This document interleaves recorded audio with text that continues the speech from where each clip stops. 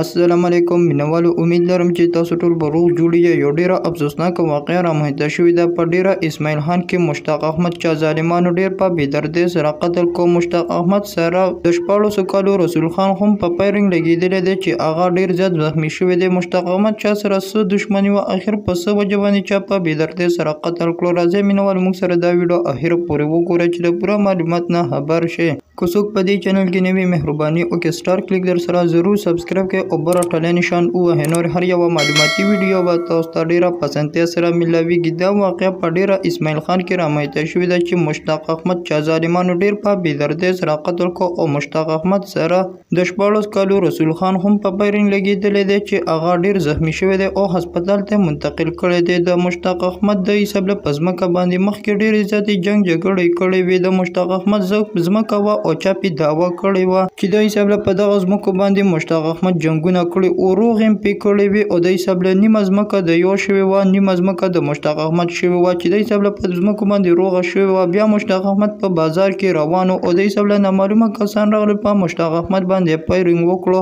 هغه یې وویشته او ډیر په بېدردۍ سره قتل شو. د مشتاق احمد سره خوا کې یو ماشوم د 14 کالو هغه هم را روانو رسول خان او د حساب له هغه هم په فایرنګ ولګېدو چې ډیر زیات زخمی شو او په زخمی حالت کې هسپتال ته منتقل کړو. عزتمندو، د مشتاق احمد قاتل لا نه دی پیدا شوی چې دا چا ظالمانو قتل کو. پولیس کوشش کوي چې د مشتاق احمد قاتل گرفتار شي، خو لا اوسه پورې نه دی گرفتار شوی. الله تعالی دې مشتاق احمد له په جنت الفردوس کې اعلی مقام ورکړي او رسول خان له دې الله تعالی شفا ورکړي. دا و زموږ نننۍ ویډیو. نورې معلوماتي ویډیوګانو لپاره په دې چینل کې اوسئ. والسلام.